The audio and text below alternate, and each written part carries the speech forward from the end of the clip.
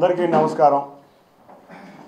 నిన్న మేమందరం కలిసి విజయవాడ తెలుగుదేశం కృష్ణా జిల్లా ఉమ్మడి కృష్ణా జిల్లా తెలుగుదేశం నాయకత్వం కలిసి రాష్ట్ర ప్రజలు బాగుండాలని హోమం చేశాం. అది దిగ్విజయంగా జరిగింది. అంతేకాకుండా త్వరలో రాష్ట్రానికి మంచి జరగాలి, చంద్రబాబు నాయుడు గారు ముఖ్యమంత్రి అవ్వాలని కోరుకున్నాం. తప్పకుండా ఆయన అవుతారు. గత కొద్ది రోజులుగా మన స్థానిక ఎంపీ కొంచెం మతి భ్రమించి ఇష్టం వచ్చినట్టు మాట్లాడుతున్నారు. వారికి ఓటమి భయం పట్టుకుంది. ఆ ఓటమి భయంతో ఆయన ఏం మాట్లాడుతున్నాడో ఆయనకే అర్థం కావట్లేదు. కొంతమంది పిచ్చి కుక్కలని ఊర కుక్కలని ఇట్లా ఇష్టం వచ్చినట్టు మాట్లాడుతున్నారు. నిజంగా గుర్తుంచుకోనని కుక్కలకి విశ్వాసమైనా ఉంటుంది. నీకు ఆ మాత్రం విశ్వాసం కూడా లేదు. నిన్నింత వాడిని చేసిన చంద్రబాబు నాయుడు గారి మీద విశ్వాసం లేకుండా ఉన్నావు. వాటికి ఉన్న విశ్వాసత కూడా నీ దగ్గర లేదు. అంతేకాకుండా ఒకటే చెప్తున్నాం, నీకు మతి భ్రమించింది. పక్షులు ఒకే రకం పక్షులన్నీ ఒకే గూటికి చేరినట్టు సైకోలన్నీ ఒక సైకో పార్టీ చెంతకు చేరినాయి. కాబట్టి మీరందరూ ఏమి చేసినా రాష్ట్ర ప్రజలు వాళ్ళ చంద్రబాబు నాయుడు గారిని ముఖ్యమంత్రిని చేయాలని ఎంతో ఆతృతతో ఎదురు చూస్తున్నారు. తప్పకుండా రాష్ట్ర ప్రజలు చంద్రబాబు నాయుడు గారిని 175 నియోజకవర్గాల్లో 165 నియోజకవర్గాల్లో పైగా ఉమ్మడి తెలుగుదేశం జనసేన అభ్యర్థులు గెలవబోతున్నారు. అంతేకాకుండా ఆశ్చర్యకరమైన రీతిలో పులివెందుల్లో కూడా జగన్ ఓడిపోబోతున్నారు. మీరు గుర్తుంచుకోండి, ఇవాళ ప్రజలకే కాదు ఆ పార్టీలో ఉన్న వ్యక్తులకు కూడా అర్థమైపోయింది వైసీపీ ఓడిపోతుందని.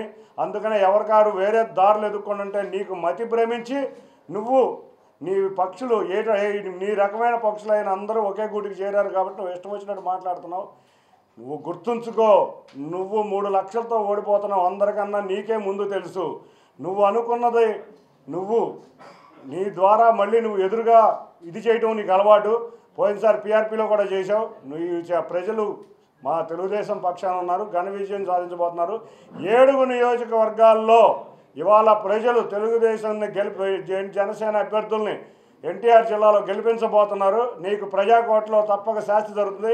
ఇక జీవితంలో ప్రజా జీవితంలో నువ్వు మిగలవని గట్టిగా హెచ్చరిస్తున్నాను. Thank you.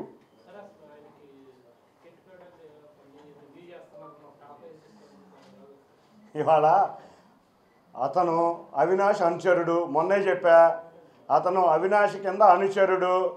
ఇక్కడ తెలుగుదేశం పార్టీలో ఉన్నప్పుడు అతని ఆదరణ ఏ విధంగా ఉండేదో మీకు తెలుసు. మా నాయకులందరూ ఇతని మీద ఇష్టం లేకపోయినా కూడా మా గౌరవ ఎంపీగా గౌరవించారు.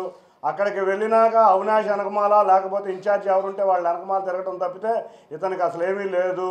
ఇతనికి టికెట్ కూడా ఇస్తారని మాకైతే నమ్మకం లేదు.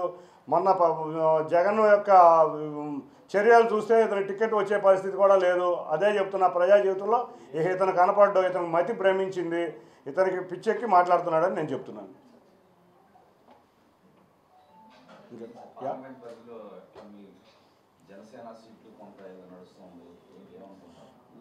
ఇప్పుడు తెలుగుదేశం జనసేన ఎవరెక్కడ నుంచోవాలనేది మా నాయకులు ఇద్దరు, పవన్ కళ్యాణ్ గారు చంద్రబాబు నాయుడు గారు ఒక డెసిషన్కి వచ్చారు. వారు త్వరలో అనౌన్స్ చేయబోతున్నారు. అంతే కాకుండా ఉమ్మడి మేనిఫెస్టో కూడా అరేంజ్ చేయబోతున్నారు. మేమందరం ఎవరిని అనౌన్స్ చేసినా కూడా కలిసికట్టుగా ఉండే 7 అసెంబ్లీ నియోజకవర్గాల్లో అభ్యర్థిని తప్పకుండా గెలిపించుకుంటాం.